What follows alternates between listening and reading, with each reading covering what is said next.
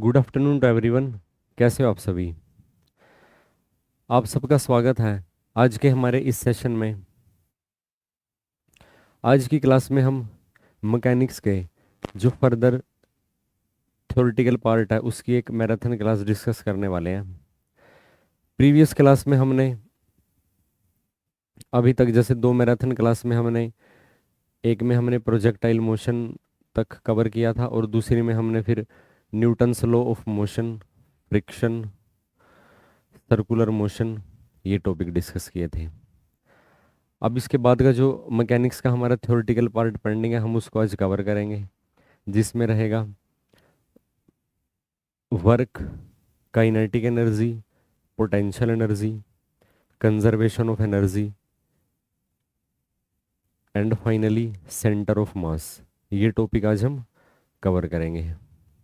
आइए स्टार्ट करते हैं।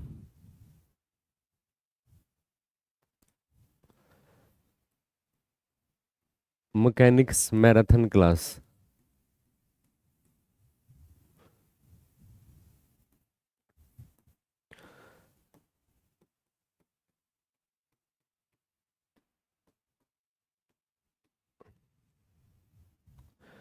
ये हमारी थर्ड मैराथन क्लास है मैकेनिक्स की। सो इसमें हम सबसे पहले हम स्टार्ट करते हैं सेंटर ऑफ मास से। सेंटर ऑफ मास का कंसेप्ट मोस्ट इंपॉर्टेंट है। इसके बेसिस पे आपको ना एस्टेट में और जितने भी सेंट्रल गवर्नमेंट के टीचिंग एग्जाम है वहाँ पे आपको ना डेफिनेटली क्वेश्चन मिलता है। सेंटर ऑफ मास से स्टार्ट करेंगे हम।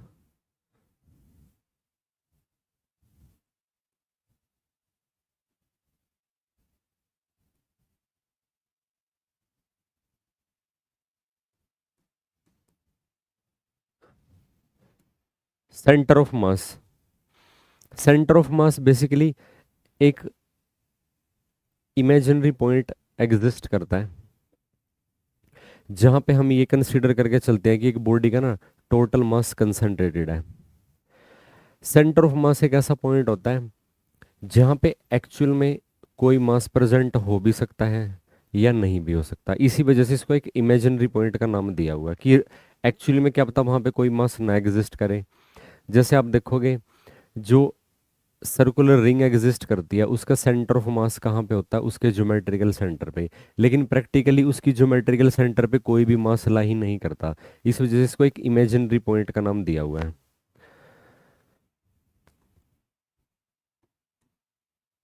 Centre of mass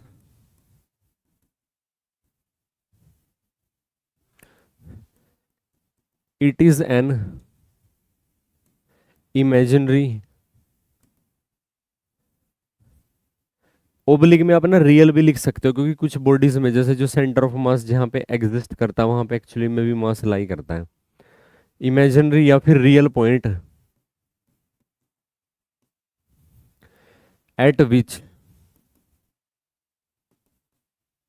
the whole मास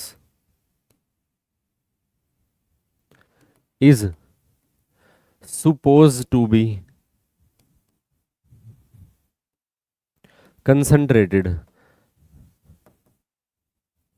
जहाँ पे उसके ना टोटल मास क्या होता है? कंसंट्रेट होता है। उसको आप ना सेंटर ऑफ मास का पॉइंट बोलते हो। अब इमेजिनरी यहाँ पे जैसे ना एक रियल वर्ड लिखा है कि एक्चुअली में वहां पे कोई मास प्रेजेंट हो सकता है। इमेजिनरी वर्ड क्यों लिखा है? कि जरूरी नहीं है कि वहां पे ना हर बार मास प्रेजेंट हो।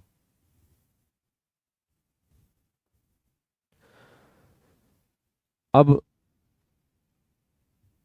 एग्जाम्पल इसके, centre of mass of a ring lies on it's geometrical centre at which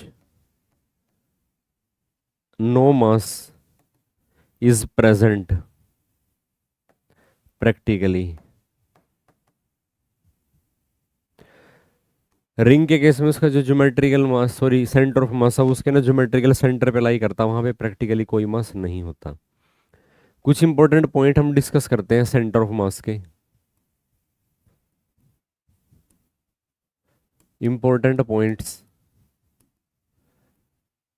regarding centre of mass.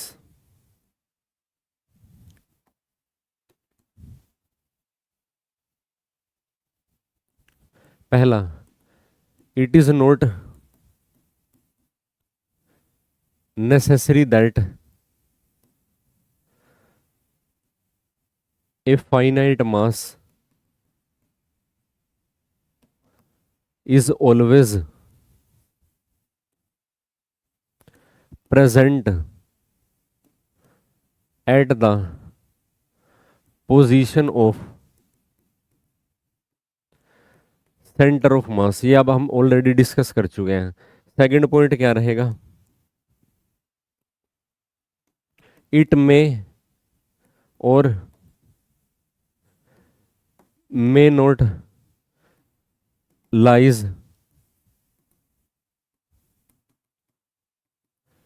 With in the body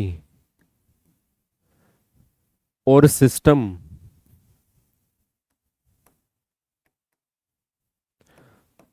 for which it is defined. Centre of mass हमेशा ये जरूरी नहीं है जिस body के लिए या जिस सिस्टम के लिए सेंटर ऑफ मास को अपना डिफाइन करते हो वो उसकी ना ज्योमेट्रिकल कॉन्फ़िगरेशन जो एग्जिस्ट करती है वो उसके विद इन लाई करे, ऐसा कोई ज़रूरी नहीं है। वो उसके ना उसकी कॉन्फ़िगरेशन के या उसकी जो बेसिकली उसके डायमेंशन है उन उसके बाहर भी लाई कर सकता है। ये सबसे इंपॉर्टेंट और इंटरेस्टिंग चीज़ है सेंटर ऑफ मास के बारे में, ये आपने ध्यान रखना है।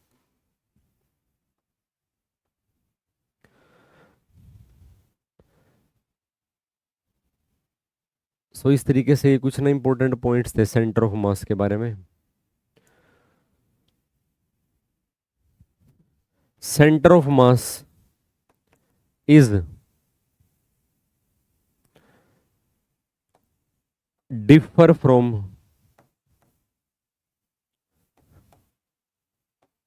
center of gravity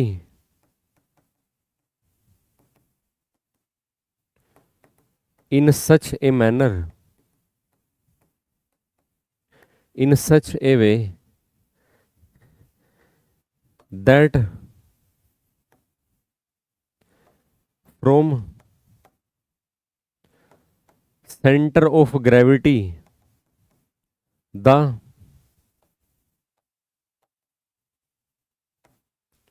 weight of a body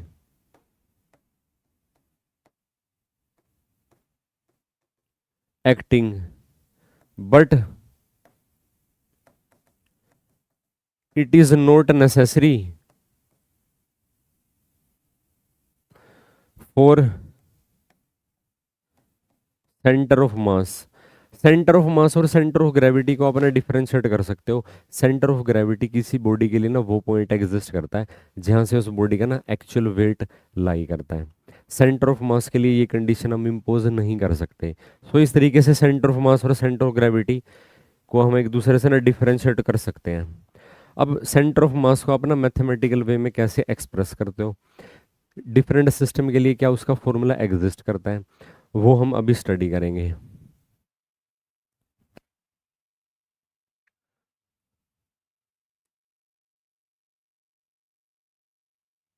mathematical formulation for centre of mass.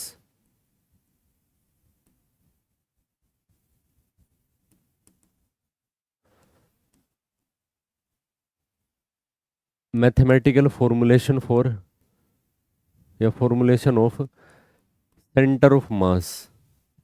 Centre of mass को ना फाइंड आउट करने का ना कौन कौन सा फॉर्मूला एग्जिस्ट करता है, कैसे आप उसको ना यूज कर सकते हो।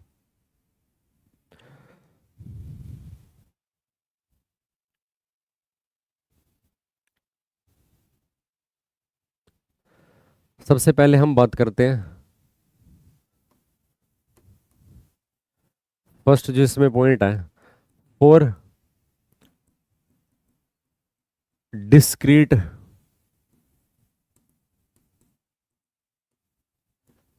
डिस्ट्रीब्यूशन ऑफ मास, मासेस भी बोल सकते हो। अगर आपको ना मासेस का डिस्क्रीट डिस्ट्रीब्यूशन गिवन है तो उस केस में आप ना सेंटर ऑफ मास को कैसे फाइंड आउट करोगे, इस तरीके से।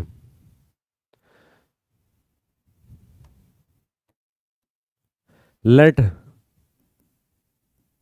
मान लीजिए कि ना एक एक्सिस के अबाउट, एक जैसे ये एक्सिस है, एक एक्सिस से m1 मास का एक ऑब्जेक्ट r1 डिस्टेंस दूर प्रेजेंट है, ऐसे ही m2 मास का एक ऑब्जेक्ट r2 डिस्टेंस, या पार्टिकल भी बोल सकते हो, और m3 मास का r3 एंड सो ऑन। अगर आप उसको ना mn के लिए लिखोगे जिसका पोजीशन वेक्टर बन जाएगा rn। सो इस केस में अगर आपको ना सेंटर ऑफ मास डिटेक्ट करना हो तो सेंटर ऑफ मास ना कैसे डिटेक्ट करोगे, let r1 be the position vector, position vector या फिर पोजीशन कोऑर्डिनेट भी बोल सकते हो, be the position coordinates of mass m1। और ऐसे करते करते जो आर एन है वो पोजीशन वेक्टर किसके लिए है, एम एन मास के लिए है। सो ओवरऑल अगर आप इसको ना, अब क्योंकि ये ना जैसे आर जो पोजीशन वेक्टर है उसके अंदर ना एक्स कंपोनेंट भी इन्वॉल्व है, वाई कंपोनेंट भी इन्वॉल्व है, तो सेंटर ऑफ मास का हमको यहाँ पे ना general R coordinate find out करना पड़ेगा। सो जब आप उसका ना आर कोऑर्डिनेट फाइंड आउट करोगे तो आपको ना क्या वैल्यूज मिलती हैं यहाँ पे फर्दर, अगर आप देखो ध्यान से।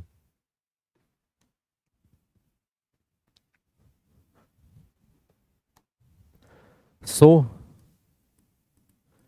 If capital R vector be the coordinates of, be the coordinate of center of mass of this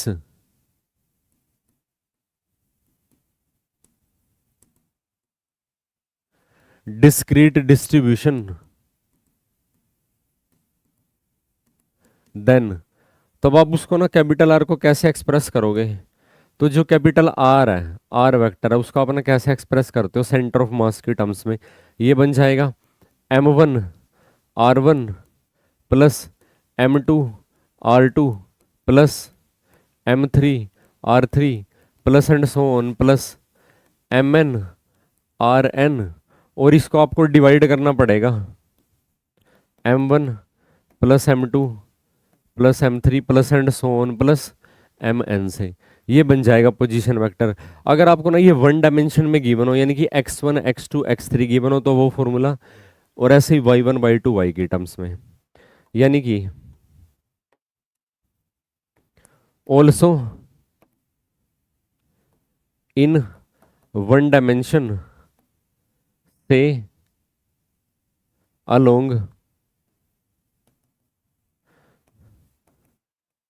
x axis we have, X axis के केस में जो आप ना पोजीशन वेक्टर लिखोगे यहाँ पे, तो उस केस में आपको ना क्या वैल्यू मिलती है, मान लीजिए कैपिटल एक्स से आप रिप्रेजेंट करते हो तो आपको क्या मिलता है, m1 x1 plus m2 x2 plus m3 x3 plus and so on plus mn xn, और इसको आपने टोटल से डिवाइड कर देना है, m1 plus m2 plus m3 plus and so on plus mn।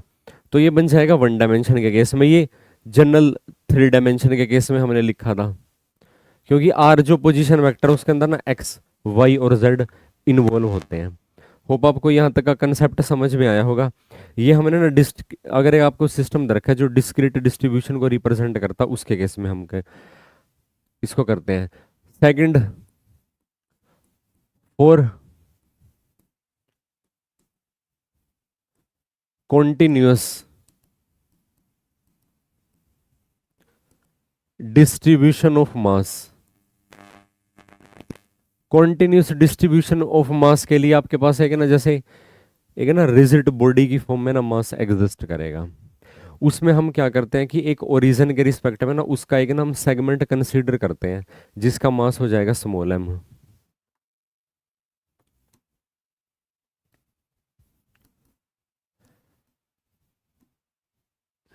In this case A body is present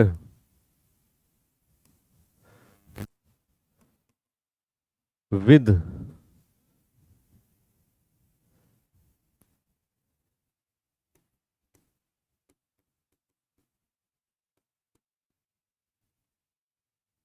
mass capital M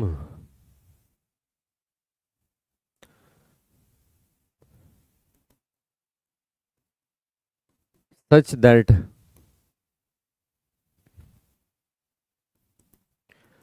it is made up of small mass segment dm dm उस small mass का small segment का मास है। अब कुछ इस तरीके से आप इसको ना डायग्रामेटिकली एक्सप्रेस कर सकते हो। ये एक बॉडी है जिसका मास आपको ना कैपिटल एम दे रखा है। ये एक्सिस ऑफ रोटेशन है जिसके अबाउट ये एंगुलर फ्रीक्वेंसी से रोटेट कर रही है। अब यहाँ पे इसी का एक ना सेगमेंट आपने कंसीडर कर लिया जो एक्सिस ऑफ रोटेशन से मान लीजिए आर डिस्टेंस दूर है, उसका मास ना डीएम बन जाएगा। तो हमको पहले क्या करना पड़ेगा, इस स्मॉल एम मास का डीएम मास का moment of inertia find out करना पड़ेगा। सॉरी, इसके लिए आपको क्या करना पड़ेगा, मान लीजिए डीएम है ये। So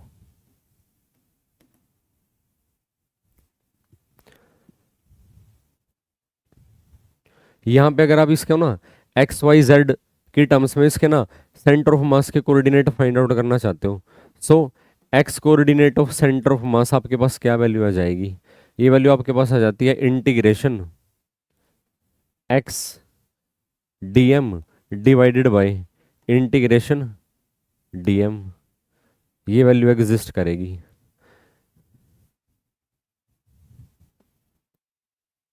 integration X D of capital M divided by integration D of capital M.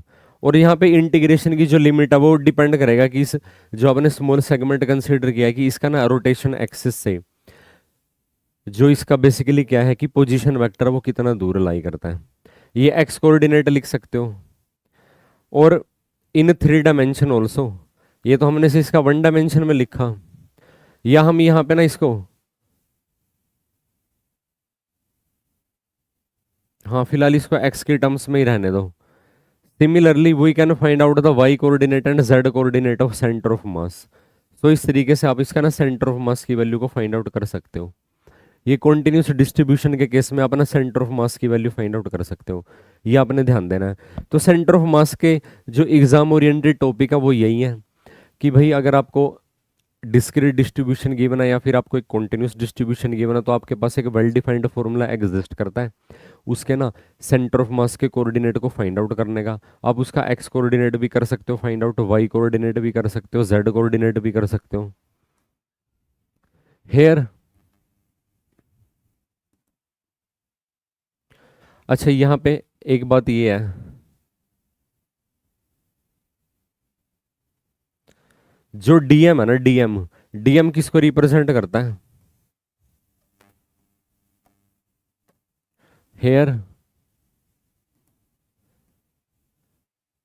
DM is equal to, अच्छा अगर आपको ना यहाँ पे ना लीनियर चार्ज डेंसिटी गिवन हो, linear mass density,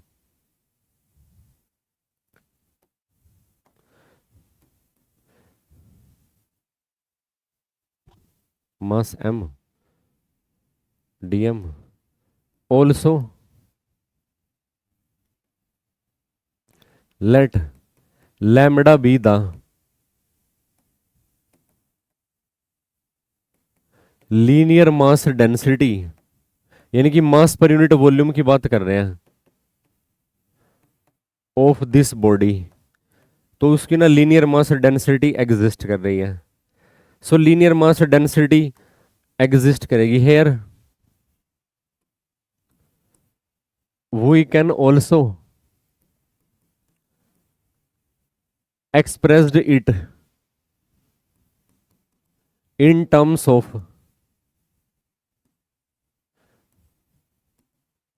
linear mass density. Linear mass density की terms में भी आप इसको क्या कर सकते हो, एक्सप्रेस कर सकते हो, लीनियर मास डेंसिटी लैम्बडा। सो जो आपके पास है ना डीएम आ जाएगा, डीएम का क्या मतलब है, उस स्मॉल सेगमेंट का मास, तो वो बन जाएगा mass per unit length into length of the segment. मान लीजिए उसकी सेगमेंट की लेंथ को ना डीएल कंसीडर कर लिया, हेंस जो एक्स कोऑर्डिनेट है सेंटर ऑफ मास का वो क्या बन जाएगा, इंटीग्रेशन। हमने क्या लिखा था यहाँ पे, एक्स इनटू में क्या है डीएम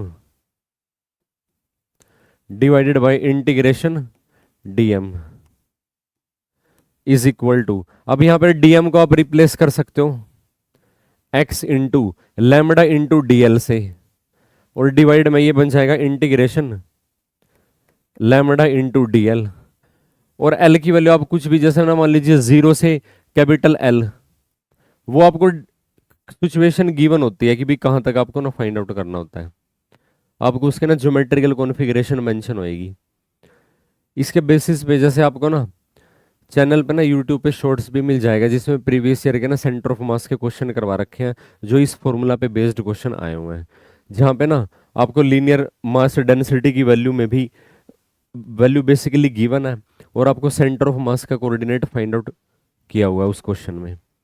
होप आपको ये समझ में आया होगा। ऐसे ही आपको ना यहाँ पे अगर हम लिखें similarly we can find x coordinate of centre of mass and z coordinate of centre of mass, ये भी आप ना फाइंड आउट कर सकते हो। होप आपको ये सेंटर ऑफ मास का कंसेप्ट समझ में आया होगा। अगर फर्दर आपको कोई डाउट हो तो आप मैसेज के थ्रू डिस्कस कर सकते हो। नेक्स्ट जो हमारा टॉपिक है जो हम अभी डिस्कस करेंगे, हम स्टार्ट करते हैं वर्क से।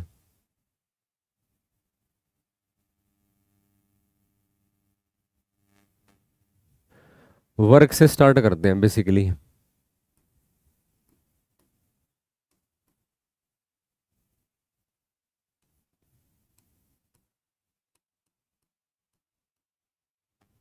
वर्क वर्क बेसिकली एक ना स्केलर फिजिकल क्वांटिटी को एक्सप्रेस करता है, और फिजिक्स में आप ना स्केलर फिजिकल क्वांटिटी को दो वेक्टर फिजिकल क्वांटिटी के डॉट प्रोडक्ट की फॉर्म में एक्सप्रेस कर सकते हो। एक तो ये बात हो गई। वर्क के साथ एसोसिएटेड क्या पैरामीटर्स हैं जिनसे आप उसकी वैल्यू फाइंड आउट कर सकते हो। वर्क बेसिकली दो फिजिकल क्वांटिटी पर डिपेंड करता है। फर्स्ट फिजिकल क्वांटिटी होती है अप्लाइड एक्सटर्नल फोर्स, और दूसरा जिस ऑब्जेक्ट पे फोर्स अप्लाई किया उसका डिस्प्लेसमेंट। अब फोर्स क्या है, एक वेक्टर फिजिकल क्वांटिटी, डिस्प्लेसमेंट भी क्या है, एक वेक्टर फिजिकल क्वांटिटी। तो जब आप ना फोर्स का डॉट प्रोडक्ट लेते हो डिस्प्लेसमेंट के साथ, तब आपको ना वो वर्क की वैल्यू प्रोवाइड करता है जो कि न्यूमेरिकल वैल्यू की फॉर्म में एग्जिस्ट करती है। अगर अप्लाइड एक्सटर्नल फोर्स की वैल्यू जीरो रहेगी तब भी amount of work done on a body zero रहेगा।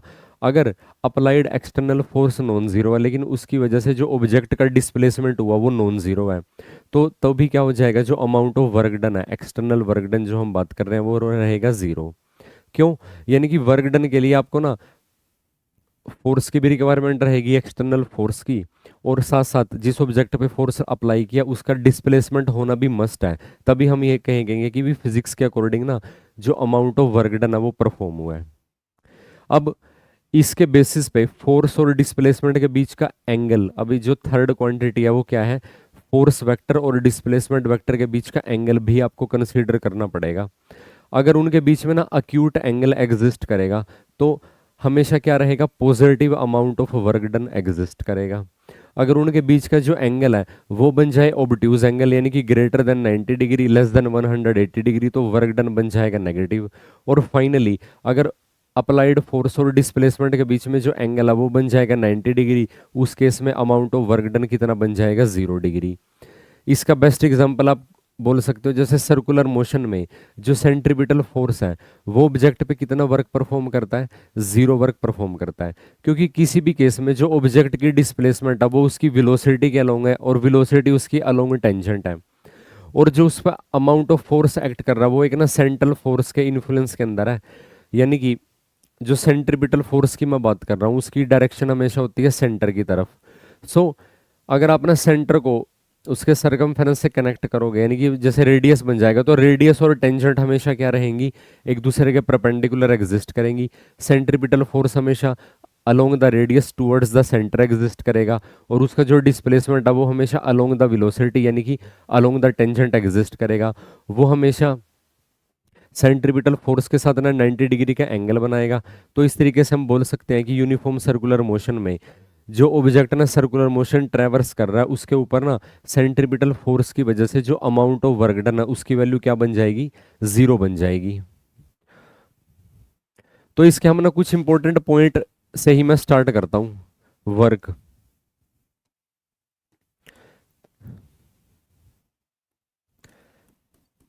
It is a scalar physical quantity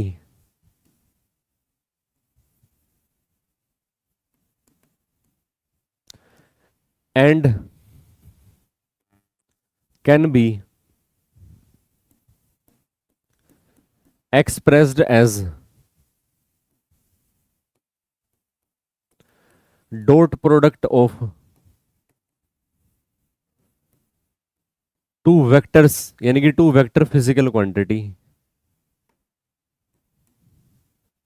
that is, जो वर्क है, वर्क क्या है, एक स्केलर फिजिकल क्वांटिटी है जिसको आप ना दो वेक्टर फिजिकल क्वांटिटी के ना डॉट प्रोडक्ट की फॉर्म में एक्सप्रेस कर सकते हो, एफ डॉट डी एस, इस फॉर्म में आप इसको एक्सप्रेस कर सकते हो। इज इक्वल टू आप लिख सकते हो यहाँ पे ना स्केलर वैल्यू एग्जिस्ट करेगी, जो वर्क की वैल्यू एग्जिस्ट करेगी वो क्या करेगी, स्केलर वैल्यू एग्जिस्ट करेगी। Second,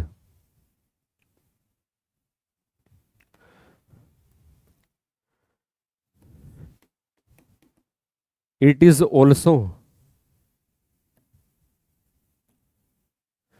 depends on the angle between force vector and displacement vector, उनके बीच का जो एंगल है उस पे भी डिपेंड करता है amount of work done.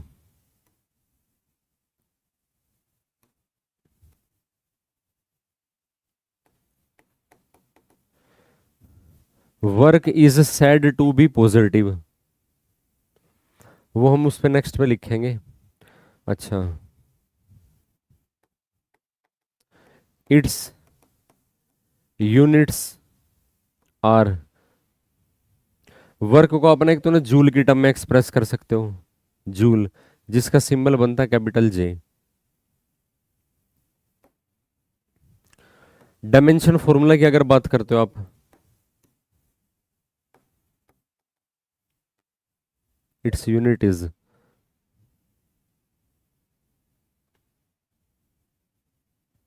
Joule के अलावा और कौन कौन सी यूनिट बनेगी वर्क की, इट्स यूनिट इज जूल। अभी तो हम सिर्फ ना जूल के बारे में ही बात करते हैं। जो एनर्जी की यूनिट एग्जिस्ट करती है, जैसे आपने ना वर्क एनर्जी प्रिंसिपल पढ़ा होगा, work done is equal to change in energy associated with the body. It's, अब डायमेंशन फॉर्मूला की बात करते हैं। इट्स डायमेंशन फॉर्मूला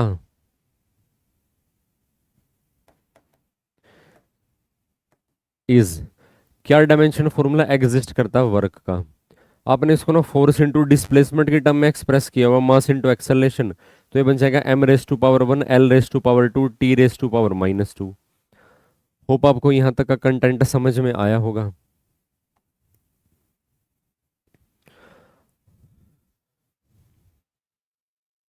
वर्क को आप ना कैसे कैटेगराइज करते हो,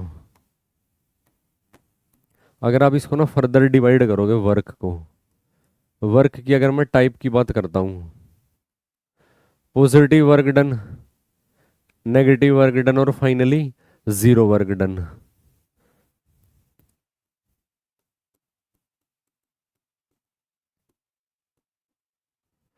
पॉजिटिव वर्क दूसरा क्या बन जाएगा, नेगेटिव वर्क, और फाइनली जो इसमें बनेगा वो बनेगा जीरो वर्क। पॉजिटिव वर्क यानी कि W is greater than zero,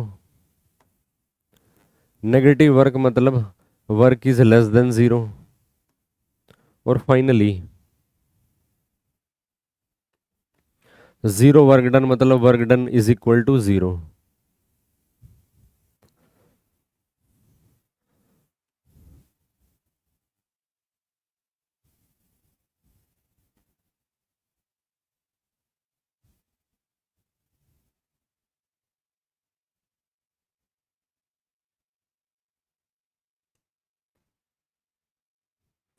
एक तो ये है,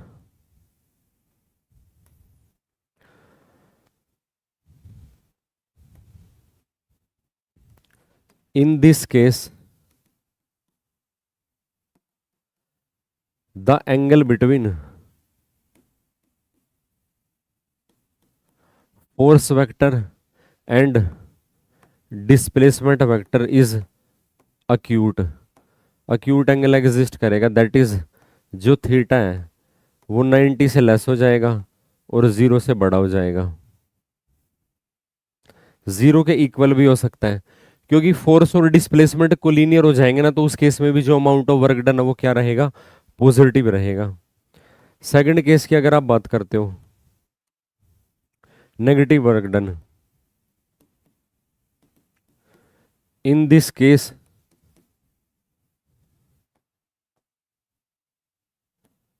the angle between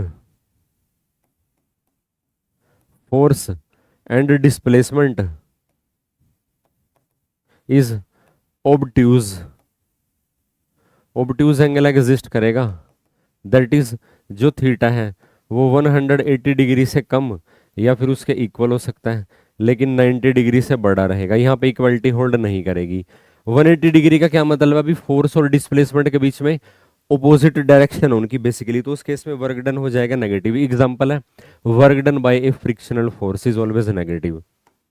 and finally जब आप ना थर्ड टाइप की बात करते हो,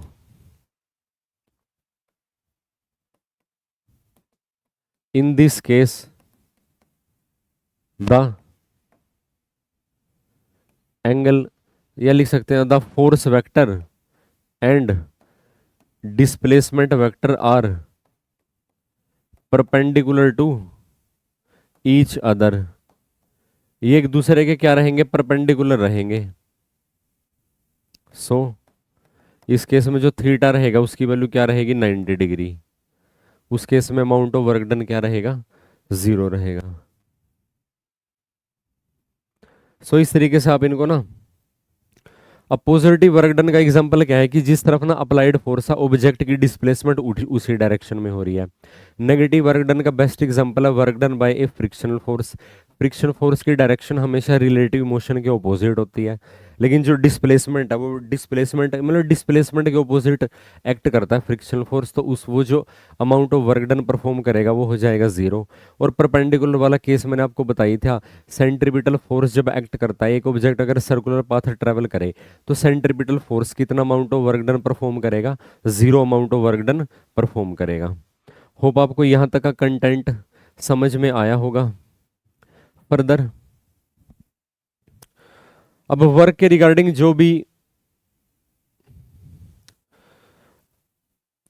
इंपॉर्टेंट पॉइंट्स थे वो हमने डिस्कस कर लिए। अब उसके बाद हम बात करते हैं काइनेटिक एनर्जी की। सेकंड जो हमारा टॉपिक है वो है kinetic energy.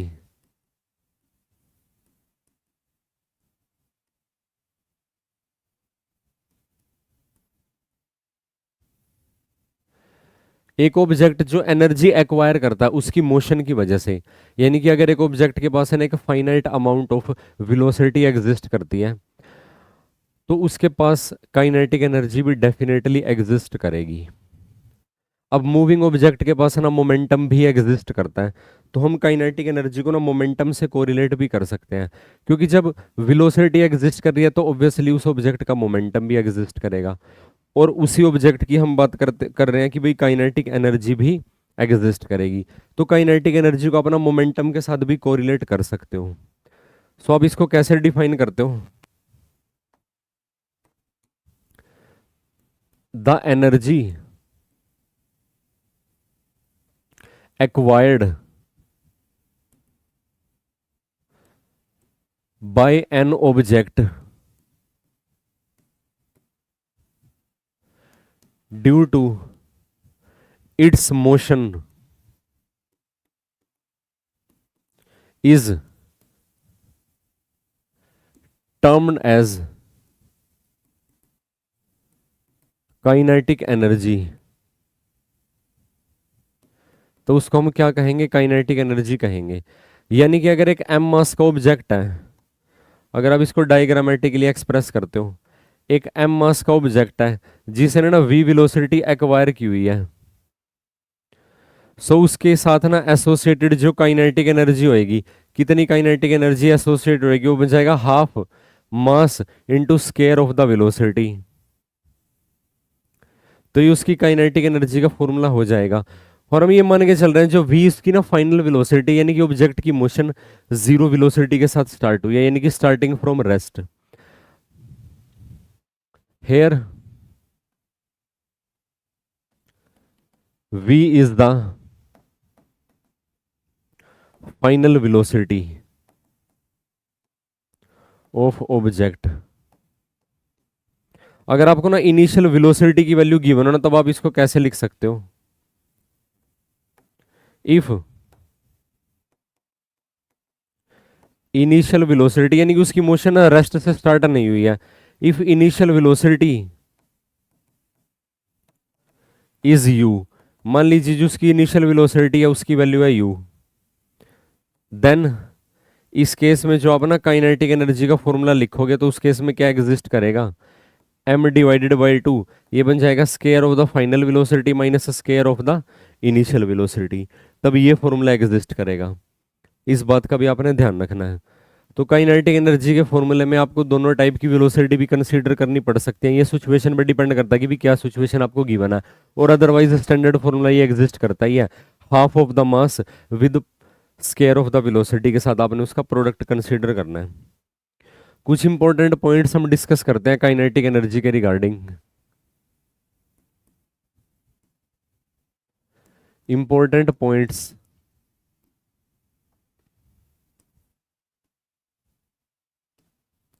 Related to kinetic energy. Kinetic energy के साथ जुड़े हुए कुछ इंपॉर्टेंट पॉइंट्स वो क्या हैं? फर्स्ट, अगर आप बात करते हो, kinetic energy is always zero.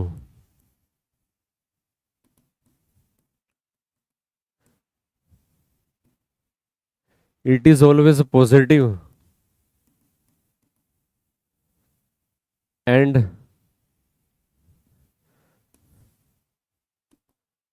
Can not be negative और जीरो। कभी भी ना नेगेटिव और जीरो काइनेटिक एनर्जी की बात नहीं करेंगे। जीरो काइनेटिक एनर्जी से मतलब क्या होता है कि ऑब्जेक्ट की मोशन स्टार्ट ही नहीं हुई, यानी कि ऑब्जेक्ट ने कोई definite amount of velocity gain किया ही नहीं। उस केस में आप बोल भी सकते हो। अदरवाइज काइनेटिक एनर्जी जब आप बात करते हो तो ये अंडरस्टूड है कि आप एक मूविंग ऑब्जेक्ट के केस में बात कर रहे हो। इस वजह से काइनेटिक एनर्जी की वैल्यू हमेशा पॉजिटिव एग्जिस्ट करती है। Second,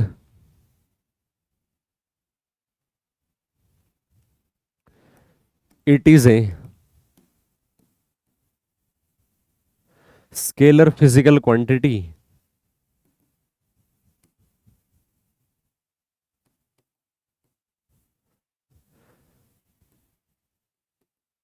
with no direction. इसकी कोई डायरेक्शन एसोसिएटेड नहीं होगी काइनेटिक एनर्जी के साथ।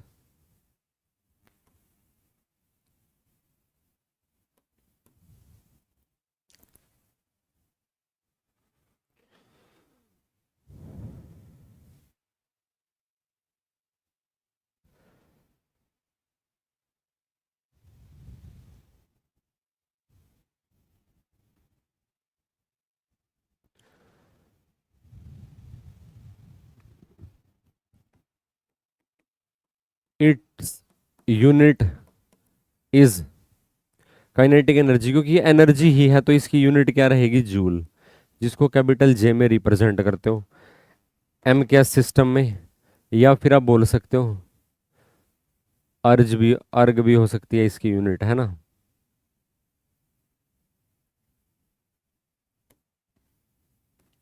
और इनके बीच में ना क्या रिलेशन होल्ड करता है, 1 जूल इज इक्वल टू 10⁵ अर्ग, ये रिलेशनशिप होल्ड करता है इनके बीच में।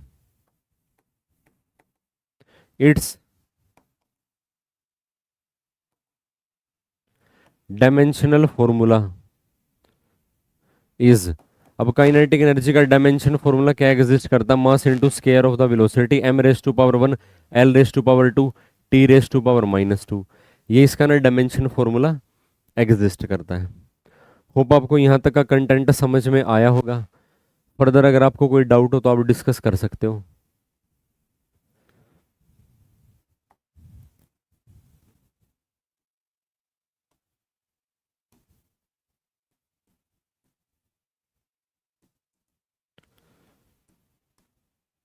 Relationship between kinetic energy and momentum, अब काइनेटिक एनर्जी और मोमेंटम का आपस में ना क्या रिलेशन एग्जिस्ट करता है उसके बारे में बात करते हैं। एज, मान लीजिए काइनेटिक एनर्जी को आप ना टी से एक्सप्रेस करते हो, काइनेटिक एनर्जी एम मास का ऑब्जेक्ट अगर वी वेलोसिटी से ट्रैवल कर रहा है तो उसकी ये काइनेटिक एनर्जी है। आप इसको ना एम से मल्टीप्लाई भी कर सकते हो, एम स्क्र वी स्क्र, और एम से ही आप इसको डिवाइड कर सकते हो। फर्दर अगर आप इसको लिखते हो ये बन जाएगा एम इंटू वी का square divided by twice of M, M into V object का बन जाएगा मोमेंटम, तो ये मोमेंटम का स्केयर डिवाइडेड बाई 2m बन जाएगा। और अगर आप ना मोमेंटम को काइनेटिक एनर्जी की टर्म में एक्सप्रेस करते हो, एंड मोमेंटम को आप क्या लिख सकते हो, ट्वाइस ऑफ मास इनटू में क्या बन जाएगा, काइनेटिक एनर्जी। इस तरीके से आप उसको ना काइनेटिक एनर्जी की टर्म में लिख सकते हो मोमेंटम को, 2m इंटू टी, टी यहाँ पे क्या मतलब है, काइनेटिक एनर्जी।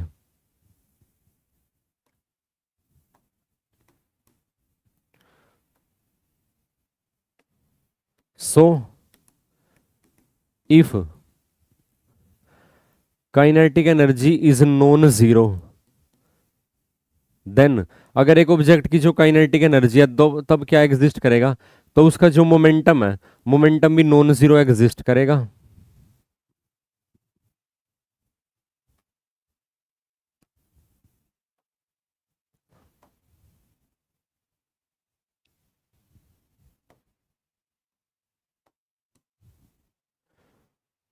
ऑल्सो अगर आप ये बात करते हो कि एक ऑब्जेक्ट के पास ना नॉन जीरो मोमेंटम एग्जिस्ट कर रहा है, तब हम ये भी बोल सकते हैं कि जो उसकी काइनेटिक एनर्जी है वो भी क्या रहेगी, जीरो रहेगी। और अगर आप इसको ना टोटल एनर्जी की टर्म में एक्सप्रेस करते हो, टोटल एनर्जी की टर्म्स में, टोटल एनर्जी की टर्म में आप इसको कैसे लिखोगे, मान लीजिए जो टोटल एनर्जी है उसको आप ना कैपिटल ई से एक्सप्रेस करते हो, जो टोटल एनर्जी अगर आप उसको कैपिटल ई से एक्सप्रेस करते हो तो वो बन जाएगा kinetic energy plus potential energy, उसकी वैल्यू को आपने यू से एक्सप्रेस कर दिया। तो क्या लिखोगे आप यहां पे, इफ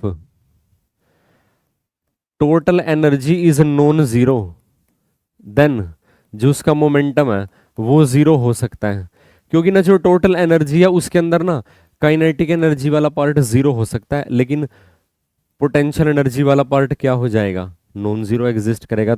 अगर काइनेटिक एनर्जी वाला पार्ट जीरो हो जाएगा तो मोमेंटम क्या रहेगा, जीरो रहेगा। और अगर हम ये लिखें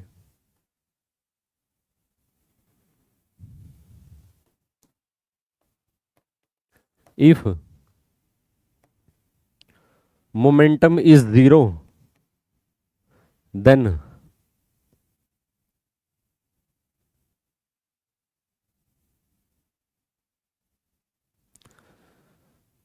अगर मोमेंटम को अपना जीरो मान लोगे तब जो एनर्जी है वो क्या रहेगी, नॉन जीरो वैल्यू एग्जिस्ट करेगी एनर्जी की। क्योंकि मोमेंटम के जीरो होने से काइनेटिक एनर्जी तो जीरो हो जाएगा, लेकिन टोटल एनर्जी के अंदर ना ये दो टर्म इंक्लूडेड है, kinetic plus potential. Kinetic zero हो सकता है लेकिन पोटेंशियल एनर्जी तो होल्ड करेगी ना। तो कुछ इस तरीके से आप ना इसको कनेक्ट कर सकते हो टोटल एनर्जी को मोमेंटम के साथ भी। होप आपको यहाँ तक का कंटेंट समझ में आया होगा। सो यहाँ पे हमारा काइनेटिक एनर्जी वाला टॉपिक भी कंप्लीट होता है। नेक्स्ट जो हमारा टॉपिक है वो है potential energy. Potential energy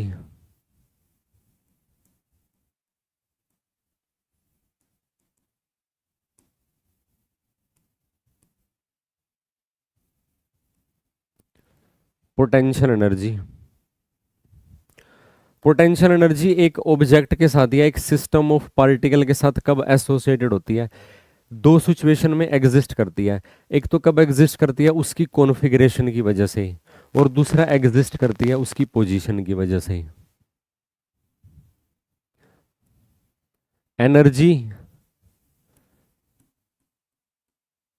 associated energy associated with an object due to its position and configuration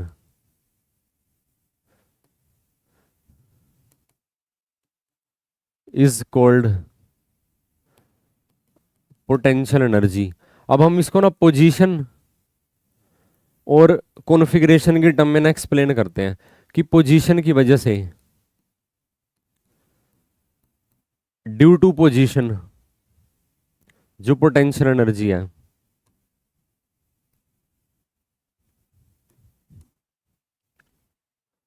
if an object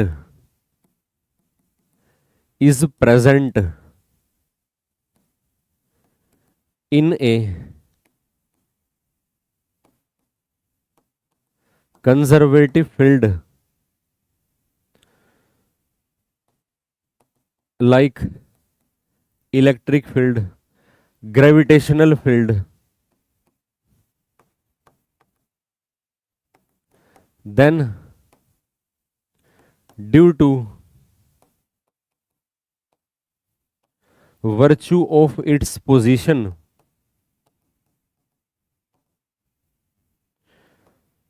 potential energy is associated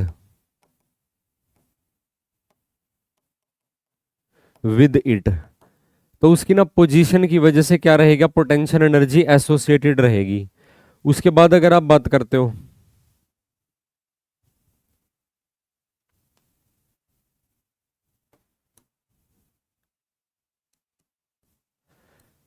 due to configuration,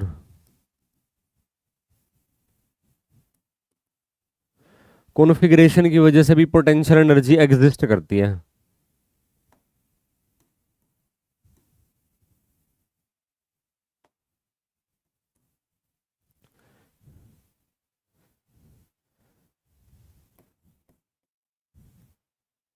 It means that if the molecules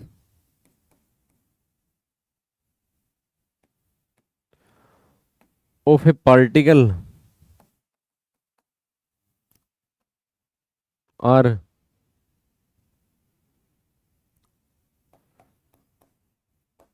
positioned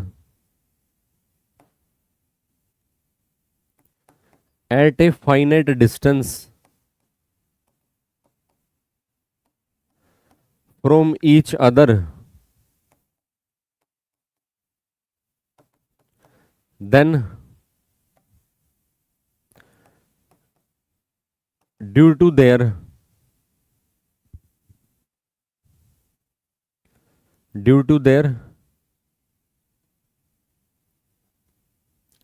configuration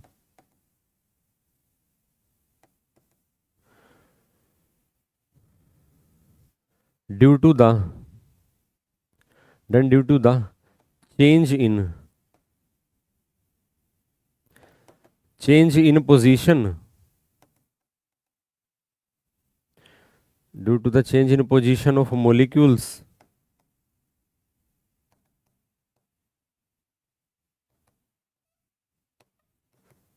potential energy is associated. तो उस case में ना potential energy associated हो जाएगी।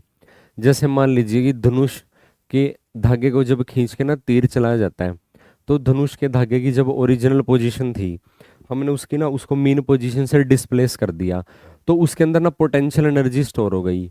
यानी कि और वो पोटेंशियल एनर्जी बेसिकली जो तीर वहां से चलाया जाएगा उसकी काइनेटिक एनर्जी की फॉर्म में अपीयर हो जाएगी। यानी कि एनर्जी कंजर्वेशन तो वहां पे भी होल्ड करेगा, एनर्जी की एक फॉर्म दूसरी फॉर्म में ट्रांसफॉर्म हो जाएगी ना, तो एनर्जी कंजर्वेशन तो होल्ड करेगा उस सिचुएशन में भी। होप आपको यहां तक का कंसेप्ट समझ में आया होगा। पोटेंशियल एनर्जी के बारे में कुछ इंपॉर्टेंट पॉइंट डिस्कस करते हैं।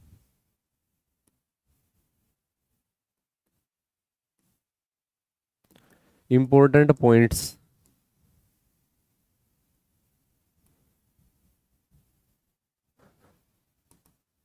Regarding potential energy. कुछ इंपॉर्टेंट पॉइंट हम डिस्कस करेंगे पोटेंशियल एनर्जी के बारे में, वो क्या रहेंगे।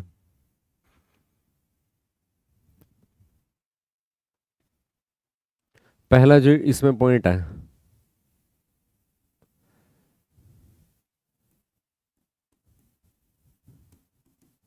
Potential energy can be positive, negative और zero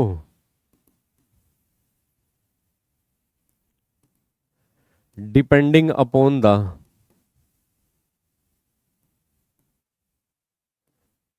zero level of potential.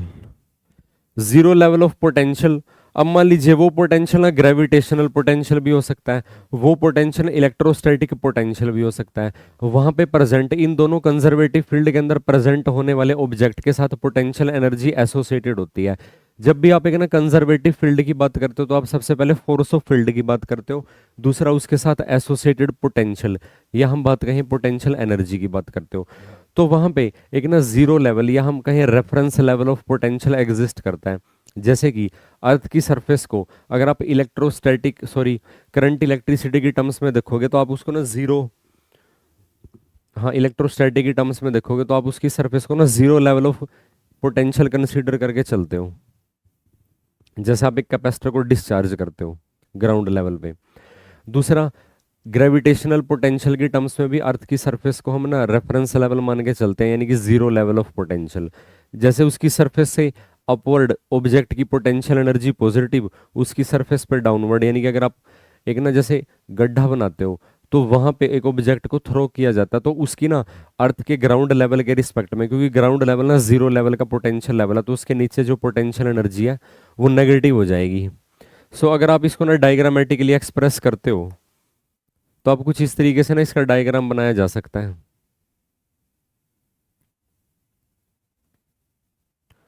अर्थ की सरफेस भी आप इसको मान सकते हो।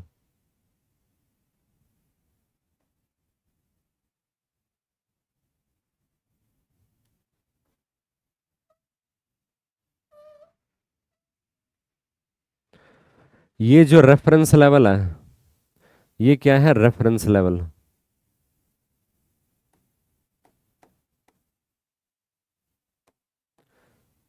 ये रेफरेंस लेवल है, इसका मतलब होता है जीरो लेवल ऑफ पोटेंशियल। ये पोटेंशियल का क्या है, जीरो लेवल एग्जिस्ट करता है। अब यहां पे अगर आप बात करते हो, यहां पे अगर आप अपना पोटेंशियल एनर्जी को यू का नाम देते हो तो ये वैल्यू क्या रहेगी, greater than zero. Positive potential energy associated हो जाएगी ऑब्जेक्ट के साथ जो रेफरेंस लेवल से एक पर्टिकुलर हाइट पे लाई करता है। और अगर एक आप पर्टिकुलर डेप्थ कंसीडर करते हो, ये एक पर्टिकुलर डेप्थ है, तो यहाँ पे जो पोटेंशियल एनर्जी एसोसिएटेड होएगी ऑब्जेक्ट के साथ, सो यहाँ जो पोटेंशियल एनर्जी होगी वो पोटेंशियल एनर्जी ना नेगेटिव एग्जिस्ट करेगी।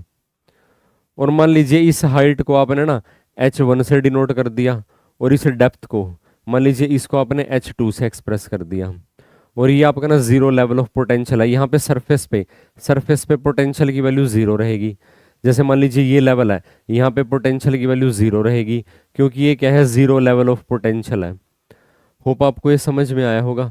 और इसके ना डाउनवर्ड पॉइंट पे पोटेंशियल एनर्जी की वैल्यू नेगेटिव हो जाएगी, अपवर्ड पॉइंट पे पोटेंशियल की वैल्यू पॉजिटिव हो जाएगी। ये क्या है, greater than zero level of potential energy है। होप आपको ये कंसेप्ट समझ में आया होगा पोटेंशियल एनर्जी के साथ ना। सो इस तरीके से पोटेंशियल एनर्जी ना पॉजिटिव भी हो सकती है, नेगेटिव भी हो सकती है, और फर्दर जीरो भी हो सकती है। वो हमने इस डायग्राम की हेल्प से एक्सप्लेन कर दिया। उसके बाद इसके साथ जुड़े हुए कुछ इंपॉर्टेंट पॉइंट्स है, जैसे आप इसको ना यूनिट ऑफ मेजरमेंट की बात करते हो, जूल के अंदर इसको मेजर किया जाता है। फिर आप इसका डायमेंशन फॉर्मूला लिखोगे, वो काइनेटिक एनर्जी का भी वही है, सिंपल एनर्जी का भी वही है, पोटेंशियल एनर्जी का भी वही रहेगा। फिर आप इसको यूनिट भी हमने डिस्कस कर ली, और इसके हमने डायमेंशन भी डिस्कस कर लिए। सो इस तरीके से पोटेंशियल एनर्जी को आप ना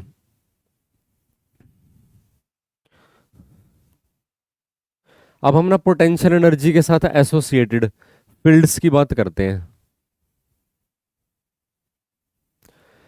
जैसे मान लीजिए अगर हम यहां पे लिखें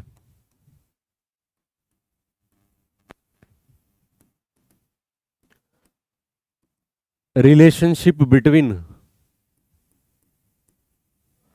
force and potential energy,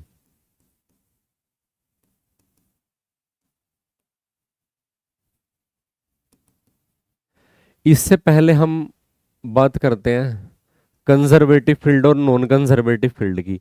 conservative field का क्या मतलब है कि जिस फील्ड के अंदर जो अमाउंट ऑफ वर्क डन है वो पाथ से इंडिपेंडेंट रहता है, वो ऑब्जेक्ट की इनिशियल पोजीशन पर डिपेंड करता है, वो ऑब्जेक्ट की फाइनल पोजीशन पर डिपेंड करता है, और इनिशियल और फाइनल पोजीशन तक जाने का जो भी रास्ता है उस पर डिपेंड नहीं करता, सिर्फ बेसिकली उनके बीच के गैप पे एग्जिस्ट करता वो।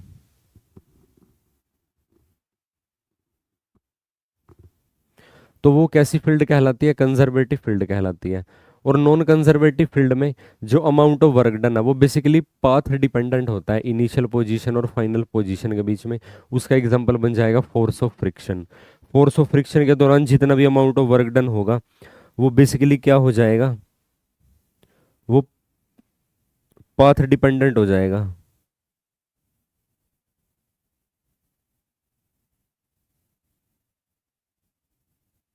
सो इस तरीके से आप ना पोटेंशियल एनर्जी को, अब force of field,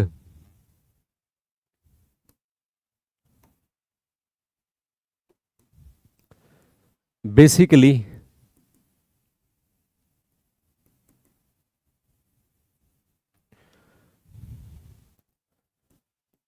for a conservative field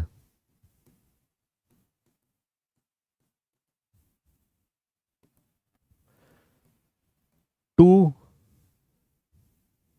terms या two physical quantities, two terms are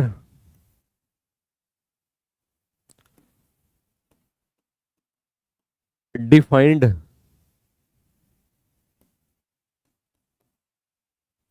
these are two quantities, आप लिख दो two quantities are defined, these are. और ये कौन कौन सी क्वांटिटी है, पहला force of field, force of field को डिफाइन करते हो,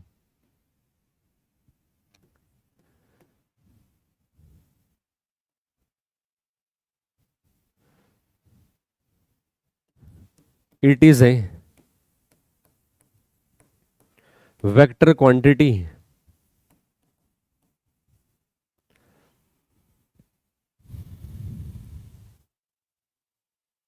and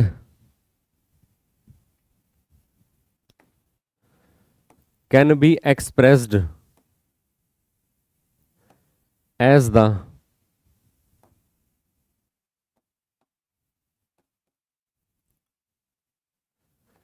rate of change of a scalar physical quantity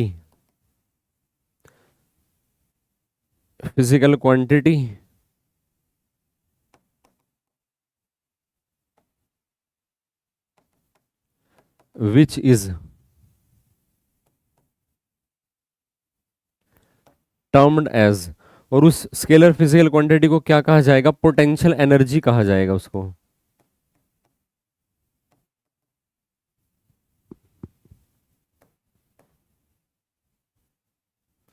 rate of change के लिए कई बार ना आपको एक ना वर्ड लिखा हुआ मिलता है, रेट ऑफ चेंज के लिए आपको ना ग्रेडियंट वर्ड भी लिखा हुआ मिल सकता है। और इनको आप ना कैसे कोरिलेट करते हो आपस में? जो फोर्स है बेसिकली, जब आप ना फोर्स को एक्सप्रेस करते हो कंजर्वेटिव फील्ड के लिए तो वो बन जाता माइनस में d/dr of u, electric field के केस में भी और ग्रेविटेशनल फील्ड के केस में भी। कई बार यहाँ पे ना r की जगह h वर्ड यूज होता है क्योंकि हाइट को कोरिलेट या कनेक्ट कर देते हैं यहाँ पे पोटेंशियल एनर्जी के साथ ग्रेविटेशन फील्ड के कॉन्टेक्स्ट में, क्योंकि जैसे जैसे ना हाइट को राइज करते हो पोटेंशियल एनर्जी की वैल्यू ना बढ़ती चली जाती है और फोर्स की वैल्यू क्या हो जाएगी? डिक्रीज होती चली जाती है। और जैसे जैसे ना हाइट को डिक्रीज करते हो पोटेंशियल एनर्जी की वैल्यू डिक्रीज होती चली जाती है और फोर्स की वैल्यू क्या हो जाती है? इंक्रीज होती हुई चली जाती है। तो ये इनके बीच का रिलेशन होल्ड करता है। सो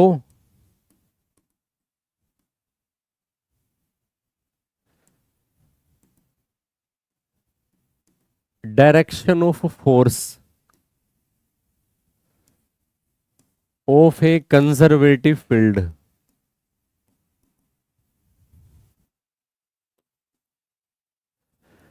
is along the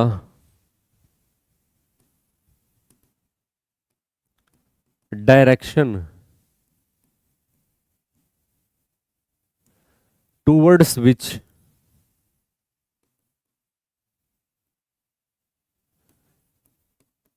potential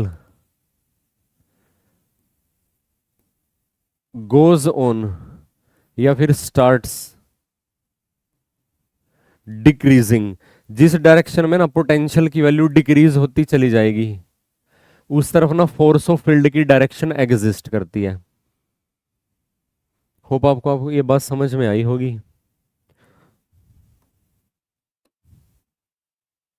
अब हमने ना एक वेक्टर फिजिकल क्वांटिटी के ना स्केलर के रेट ऑफ चेंज में एक्सप्रेस कर दिया। अब इसमें लिखते हैं पोटेंशियल एनर्जी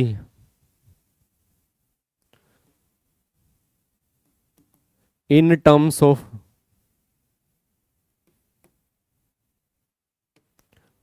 फोर्स। अब अगर हम ना फोर्स को पोटेंशियल के रेट ऑफ चेंज के टर्म में लिख सकते हैं तो हम पोटेंशियल फोर्स को अपना पोटेंशियल के रेट ऑफ चेंज के टर्म में लिख सकते हो, तो अपना पोटेंशियल को भी ना फोर्स के इंटीग्रेशन के टर्म में लिख सकते हो। एज हमने अभी क्या लिखा? Force is equal to minus में rate of change of potential लिखा हुआ था du/dr, du divided by dr। अब इसका मतलब क्या हुआ? दैट इंप्लाइज, अगर आप यहाँ पे ना पोटेंशियल एनर्जी की वैल्यू फाइंड आउट करते हो वो आपको वैल्यू मिलती है integration du still is equal to, ये बनेगा इंटीग्रेशन और ये बनेगा f.dr। ये वैल्यू बनती है बेसिकली पोटेंशियल एनर्जी की ना फोर्स की टर्म्स में। नेगेटिव साइन क्या रिप्रेजेंट कर रहा है वो मैंने आपको ऑलरेडी बताई दिया है। होप आपको यहाँ तक का कंसेप्ट समझ में आया होगा। तो यहाँ पे हमारा ना पोटेंशियल एनर्जी का टॉपिक भी कंप्लीट होता है। वर्क का मैंने जैसे आपके वर्क की मैंने ऑलरेडी थ्योरी की पीडीएफ आपके साथ शेयर की हुई है ऐप पे, और उसकी कंप्लीट जैसे न्यूमेरिकल भी हमने डिस्कस किए हुए हैं। अब एक ना वर्क एनर्जी थ्योरम की बात करते हैं, जो बार बार ना हम यूज करते हैं डिफरेंट सिस्टम्स के अंदर, कि भाई कैसे आप ना वर्क को एनर्जी के साथ को रिलेट कर सकते हो, वर्क को अपना एनर्जी के चेंज की टर्म्स में एक्सप्रेस कर सकते हो। तो आप उसको कैसे डिफाइन करते हो? वर्क एनर्जी थ्योरम की टर्म में आप उसको डिफाइन करते हो।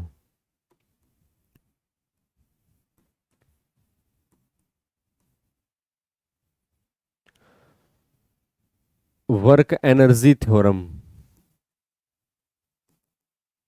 इसके साथ जुड़ा हुआ एक इंपॉर्टेंट टॉपिक है। बेसिकली कभी भी ना जब अमाउंट ऑफ वर्क डन होगा किसी भी ऑब्जेक्ट पे, एक एक्सटर्नल फोर्स उसके लिए हमेशा रिस्पॉन्सिबल होता है। जब एक्सटर्नल फोर्स किसी ऑब्जेक्ट पे अप्लाई करेंगे तो वो उसका ना बेसिकली क्या करेगा, उसकी एनर्जी को ट्रांसफॉर्म कर देगा, उसकी एनर्जी को ना चेंज कर देगा। एनर्जी की वैल्यू को वो बढ़ा भी सकता है एक्सटर्नल फोर्स, या external amount of work done की बात करते हैं, और उसकी एनर्जी को कम भी कर सकता है। तो उस एक्सटर्नल फोर्स की वजह से कितना amount of work done perform होगा, उसके लिए आपको ना किसी डिस्प्लेसमेंट को फाइंड आउट करने की ज़रूरत नहीं है। आपने जस्ट क्या नोट करना है कि उस एक्सटर्नल फोर्स की वजह से ऑब्जेक्ट की जो काइनेटिक एनर्जी है, ऑब्जेक्ट की जो टोटल एनर्जी है, उसके अंदर ना कितना चेंज ऑब्जर्व होता है। तो आपने अगर आप उस चेंज की वैल्यू फाइंड आउट कर लोगे तो आपको ना उस वर्क की वैल्यू मिल जाएगी कि कितना amount of work done perform हुआ। कैसे? फाइनल काइनेटिक एनर्जी या फिर final energy minus initial energy. कई बार आपको एक ऐसा सिस्टम दिया होता है जहां पे ना वर्क को, क्योंकि वहां पे ना जो एनर्जी का प्रोपोर्शनल होता है वो काइनेटिक एनर्जी का पार्ट उसके साथ ज्यादा होता है। जैसे मूविंग ऑब्जेक्ट के साथ हम मोस्टली काइनेटिक एनर्जी की टर्म ही डिस्कस करते हैं, और अगर एक ऑब्जेक्ट ना हाइट में डिस्टेंस ट्रेवल कर रहा है तो वहां पे आप ना पोटेंशियल एनर्जी की टर्म में एक्सप्रेस करते हो। काइनेटिक एनर्जी भी एग्जिस्ट करती है लेकिन वो पोटेंशियल एनर्जी के कंपैरिजन में उसका मैग्नीट्यूड कम होता है। ऐसे ना मूविंग ऑब्जेक्ट के केस में ना काइनेटिक एनर्जी का मैग्नीट्यूड पोटेंशियल एनर्जी के मैग्नीट्यूड से ज्यादा होता है। कैसे डिफाइन करोगे?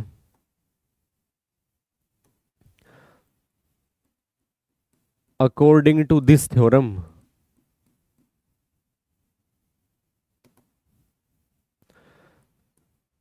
The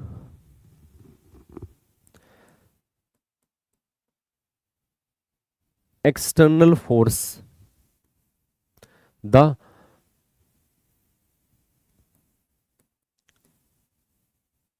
amount of work done,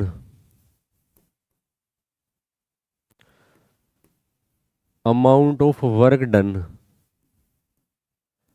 by an external force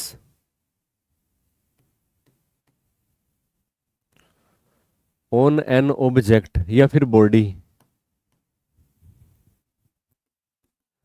is equal to the change in energy of the object.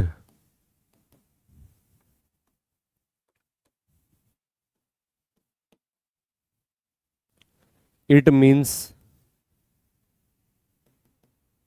जो अमाउंट ऑफ वर्क डन है वो क्या हो जाएगा, चेंज इन एनर्जी के इक्वल हो जाएगा। अब ये जो चेंज इन एनर्जी है, ये चेंज इन ना काइनेटिक एनर्जी भी हो सकती है, या फिर हम ये कहें ये इसका जो चेंज है ये इसकी ना पोटेंशियल एनर्जी की टर्म्स में भी हो सकता है। वो डिपेंड करता है सिस्टम पे।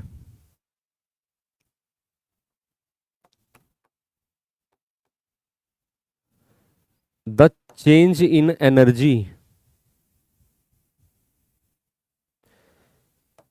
Is depend depends upon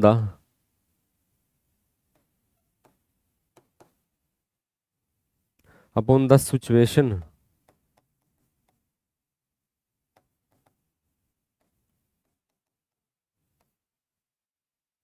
with which the energy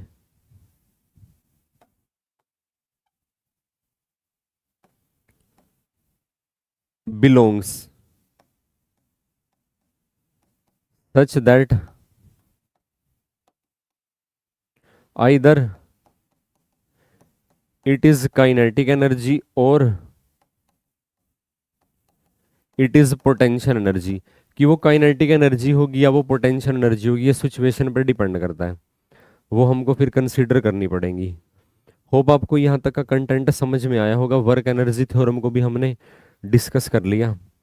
अब इसके बाद जो एनर्जी के साथ जुड़ी हुई एक इंपॉर्टेंट प्रॉपर्टी है वो है conservation of energy. Conservation of energy को हम डिस्कस करने वाले हैं। जैसे कि लास्ट मैराथन क्लास में हमने ना कंजर्वेशन ऑफ मोमेंटम को डिस्कस किया था डिटेल के अंदर, तो कंजर्वेशन ऑफ एनर्जी का टॉपिक जो है उसको आज हम डिस्कस करेंगे।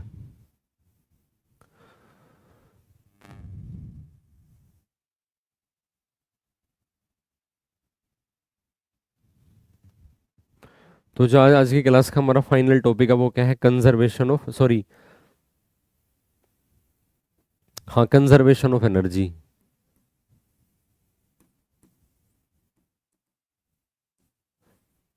Conservation of energy,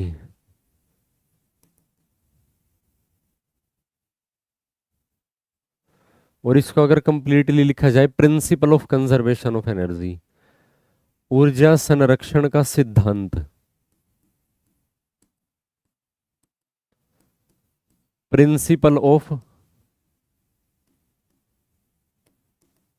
conservation of energy. जैसे कि ना मैकेनिकल एनर्जी ओवरऑल ना कंजर्व रहती है। मैकेनिकल एनर्जी का ना कुछ पार्ट ना काइनेटिक एनर्जी के अंदर ट्रांसफॉर्म हो जाता है, कुछ पार्ट उसका काइनेटिक एनर्जी या पोटेंशियल एनर्जी के अंदर ट्रांसफॉर्म हो जाता है। लेकिन ओवरऑल जो मैकेनिकल एनर्जी है वो मैं आपको अभी डायग्राम से भी बताऊंगा कि ओवरऑल जो मैकेनिकल एनर्जी है वो कंजर्व रहती है। तो आप इसको कैसे डिफाइन करते हो? According to it,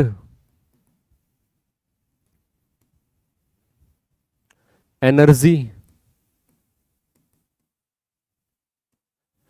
neither be created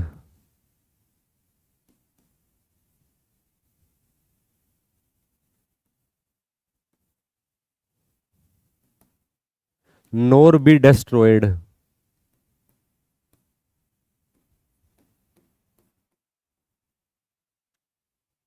nor be destroyed, but it can only be converted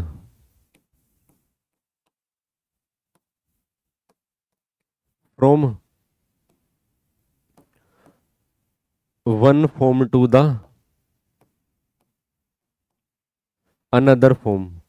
ये सिर्फ एक फॉर्म से ना दूसरी फॉर्म के अंदर क्या हो सकती है, कन्वर्ट हो सकती है। ना इसको ऊर्जा को ना ही बनाया जा सकता है, ऊर्जा को ना ही मिटाया जा सकता है। ऊर्जा को सिर्फ एक, उसके एक रूप से दूसरे रूप में परिवर्तित किया जा सकता है। यही क्या है, ऊर्जा संरक्षण का नियम, ऊर्जा संरक्षण का सिद्धांत, इसी को बोलते हैं। अगर आप इसके कुछ एग्जाम्पल डिस्कस करते हो,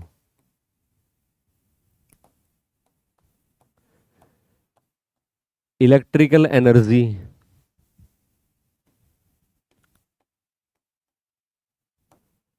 कन्वर्टेड इनटू लाइट एनर्जी,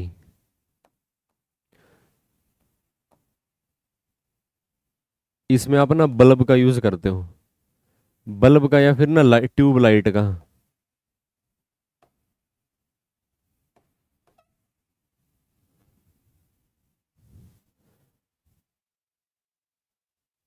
या फिर ट्यूब लाइट का।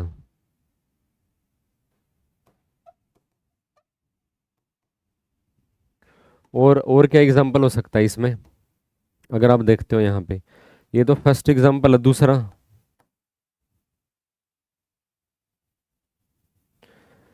Electric energy converted into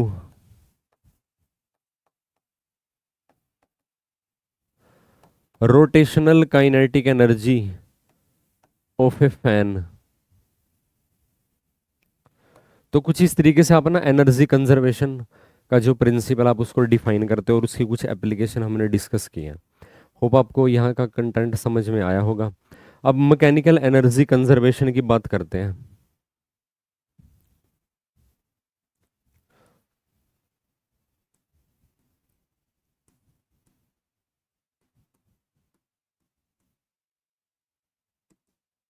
mechanical energy conservation. Mechanical energy conservation में हम एक ना फ्री फॉल ऑब्जेक्ट का केस स्टडी करते हैं। फ्री फॉल ऑब्जेक्ट का टॉप मोस्ट पॉइंट पे, जहाँ पे वो ना रेस्ट पे है, इनिशियल वेलोसिटी क्या है उसकी जीरो है, तो ग्राउंड से उसकी एक ना डेफिनेट हाइट एग्जिस्ट करती है, तो वहाँ पे उसकी सिर्फ पोटेंशियल एनर्जी एसोसिएटेड है। जब उसकी मोशन स्टार्ट हो जाएगी तो इन बिटवीन ग्राउंड पे टकराने से जस्ट पहले उसकी सारी की सारी एनर्जी क्या हो जाएगी, काइनेटिक एनर्जी की फॉर्म में हो जाएगी। या हम ये कहें कि जो पोटेंशियल एनर्जी है वो डिक्रीज होती चली जाएगी, काइनेटिक एनर्जी इंक्रीज होती हुई चली जाएगी, और जैसे ही वो ग्राउंड पे हिट करेगा तो वो मैक्सिमम काइनेटिक एनर्जी के साथ हिट करेगा। तो हम तीन ऑब्जर्वेशन पॉइंट कंसीडर करेंगे, उन तीनों के तीन पॉइंट पे हम उसकी ना एनर्जी का सम कैलकुलेट करेंगे, और फिर हम देखेंगे कि जो उसकी टोटल मैकेनिकल एनर्जी है वो क्या रहेगी, कांस्टेंट रहेगी। तीन लेवल आप कंसीडर कर सकते हो यहाँ पे ना, तीन डिफरेंट लेवल आप कंसीडर कर सकते हो ऑब्जेक्ट के लिए। ये उसका ना टॉप मोस्ट लेवल है, ये पॉइंट ए है, जहाँ पे उस ऑब्जेक्ट की जो इनिशियल वेलोसिटी है उसकी वैल्यू जीरो है, और जो उसकी ना हम ये कह सकते हैं जो यहाँ पे उसकी ना जो मैकेनिकल एनर्जी है वो सारी की सारी क्या है, उसकी पोटेंशियल एनर्जी है।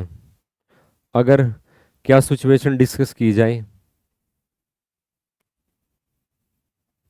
अगर हम यहाँ पे ये सिचुएशन डिस्कस करें कि जो उसकी ना ग्राउंड से हाइट है, मान लीजिए एच हाइट है, तो इस ए पॉइंट पे, ये पॉइंट ए है यहाँ पे, एम मास का ऑब्जेक्ट है।